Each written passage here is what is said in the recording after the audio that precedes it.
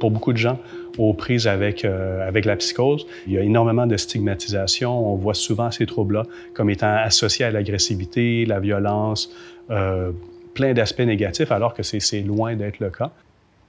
Je suis Martin Lepage, chercheur au Centre de recherche Douglas. C'est sûr, j'ai eu à rencontrer donc beaucoup de participants, donc évidemment des gens qui sont aux prises avec un trouble psychotique. Mais je dirais de façon générale, ce qui ressort, ce qui est très, pour moi très fascinant puis impressionnant, c'est de voir à quel point les gens peuvent vivre avec énormément d'adversité. On voit des gens qui souvent, lorsqu'ils ont un trouble psychotique important comme la schizophrénie, il y a souvent un historique derrière ça, soit de trauma lorsqu'ils étaient plus jeunes, donc durant l'enfance, l'adolescence.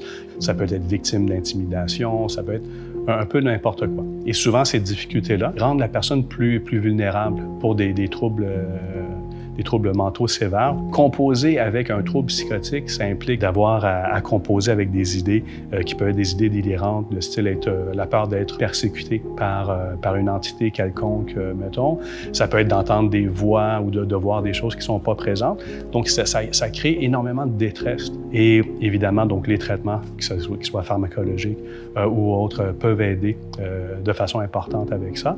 Le côté médication a beaucoup changé, donc il y a eu plusieurs nouvelles molécules qui sont arrivées avec beaucoup moins d'effets secondaires qu'auparavant. Et donc ça a apporté beaucoup d'améliorations, je dirais, sur les traitements pharmacologiques. Et en parallèle, il y a eu énormément de développement d'interventions psychologiques qui font en sorte qu'on ne fait pas juste tout mettre sur les médicaments comme tels, mais qu'il y a plein d'autres interventions connexes ou complémentaires et dont l'effet est clairement démontré. Ça vient améliorer aussi le fonctionnement de la personne et la qualité de vie et l'estime de soi. Donc, il y a énormément d'impacts positifs de ces interventions-là. Et ce qu'on sait, il y a beaucoup de gens qui sont aux prises avec des troubles de santé mentale importants. Et donc, plus on fait de la recherche, plus on y met de ressources, plus les résultats sont au rendez-vous. Il y a un lien direct, donc il ne peut pas avoir trop de ressources ou trop d'argent dans le domaine de la recherche là, en santé mentale, parce qu'il y a énormément à faire encore.